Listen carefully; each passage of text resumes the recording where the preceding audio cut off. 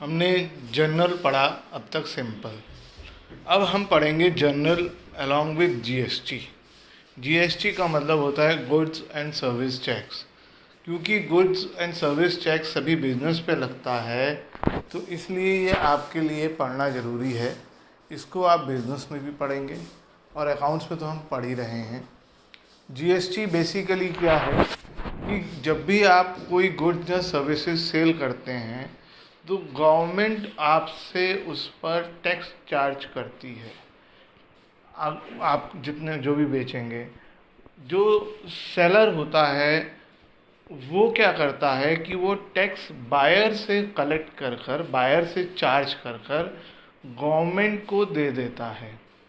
तो बेसिकली ये tax charge किया जाता है सेलर पर, लेकिन पे इसे बायर करता है और जिम्मेदारी गवर्नमेंट तक पहुंचाने की सेलर की होती है। सेलर जब कुछ बेचेगा तो उससे वो जीएसटी कलेक्ट करेगा और वो जीएसटी गवर्नमेंट तक पहुंचाएगा। लेकिन सेलर ने भी कभी ना कभी परचेज़ की होगी, तो उसने भी जीएसटी पे किया होगा। तो गवर्नमेंट जो है उस जीएसटी पेड का बेनिफिट देती है। जीएसटी कलेक्टेड के बदले आप जो भी जीएसटी कलेक्ट कर रहे हैं और उससे पहले आपने जो भी जीएसटी ऑलरेडी पे कर दिया है, तो गवर्नमेंट को वो सिर्फ डिफरेंस ही आपको सबमिट करना है। आपको पूरा जीएसटी कलेक्टेड सबमिट करने की ज़रूरत नहीं है। सिर्फ वो जो डिफरेंस जीएसटी पेड और जीएसटी कलेक्टेड में है, जितना जीएसटी कलेक्टेड ज़्यादा है उतना आप गवर्नमेंट को डिपॉजिट करेंगे।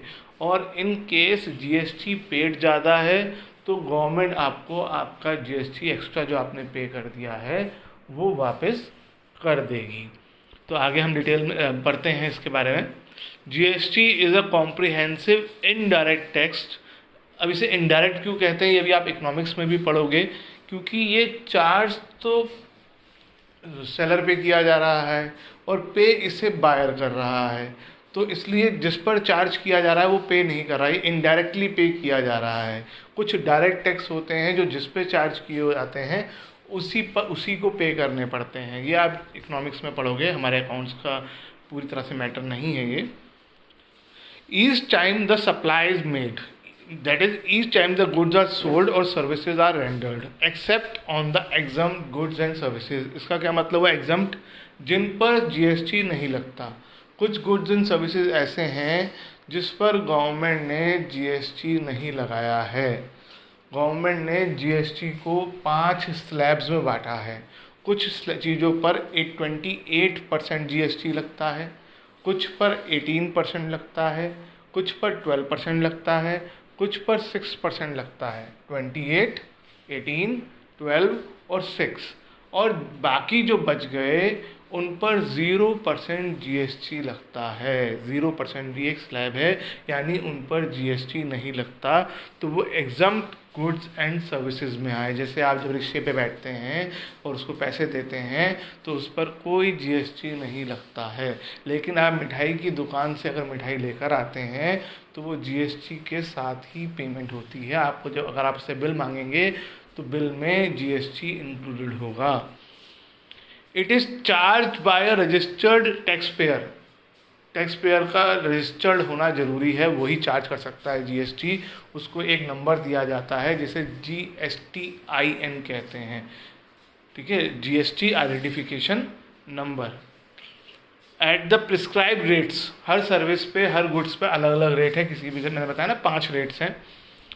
अनटिल द गुड्स और services reach there final destination, तब तक गुड्स अगर जब भी बिकेंगे उन पे जीएसटी लगता रहेगा जब तक वो फाइनल कंज्यूमर के पास नहीं पहुंच जाएं। मैं अगर जब मैं ब्रेड लेकर आऊँगा, बिस्किट लेकर आऊँगा, मुझ पर उस पर जीएसटी लगेगा, लेकिन उसके बाद जीएसटी लगना ख़त्म, क्योंकि वो मैं कंज्यूम कर लूँगा।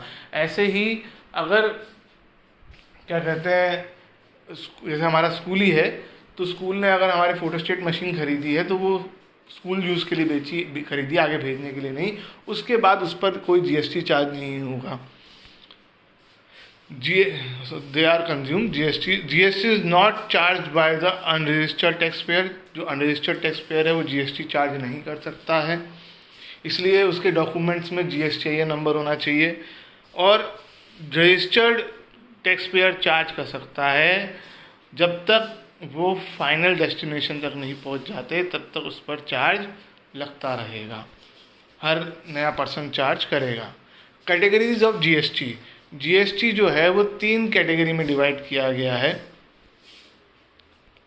पहला है CGST, central goods and services tax. दूसरा है स्टेट जीएसटी, एसजीएसटी। और तीसरा है integrated goods and services tax. ये क्या है? जब भी हम गुड्स बेचते हैं और उस पर जो टैक्स कलेक्ट होता है, तो हमारे इंडिया में फेडरल सिस्टम चलता है जिसमें सेंटर और स्टेट 2 अथॉरिटीज़ हैं, और कि दोनों अथॉरिटीज़ का जो काम है वो टैक्सेस से चलता है। अब ये जो सेल हो रही है, पहले क्या होता था कि स्टेट अपने टैक्स लगा देती थी और सेंटर अपने। पेट्रोल में अभी भी जीएसटी नहीं है, तो सेंटर अपने टैक्स लगाता है और स्टेट अपने टैक्स लगाती है। इस वजह से हर स्टेट में पेट्रोल का रेट अलग अलग है, क्योंकि अलग अलग रेट से स्टेट टैक्स लगा रही है, किसी में ज़्यादा किसी में कम। लेकिन जीएसटी में ऐसा नहीं है। जीएसटी का कॉन्सेप्ट यही है कि पूरी कंट्री में एक जैसा टैक्स लगेगा। अगर किसी चीज़ पर 18% टैक्स डिसाइड हुआ है, तो पूरी स्टेट में 18% ही टैक्स उस पर लगेगा। अब स्टेट को क्या मिलेगा और सेंटर को क्या मिलेगा? तो सिंपल सी चीज़ है, दोनों को हाफ हाफ मिल जाएगा। तो अगर 18 है तो 9% स्टेट का होगा और 9% सेंटर का होगा। तो वो है सेंट्रल जीएसटी, सीजीएसटी, और स्टेट सीजीएसटी। तीसरा है इंटीग्रेटेड जीएसटी। ये क्या होता है, पहले समझ लेते हैं। अगर हम गुड्स विद इन स्टेट बेचें, अपनी ही स्टेट में बेचें, जिसे कहते हैं इंट्रा स्टेट कहा जाता है, तो तब सीजीएसटी और एसजीएसटी लगता है, तब उसके 2 हिस्से कर दिए जाते हैं।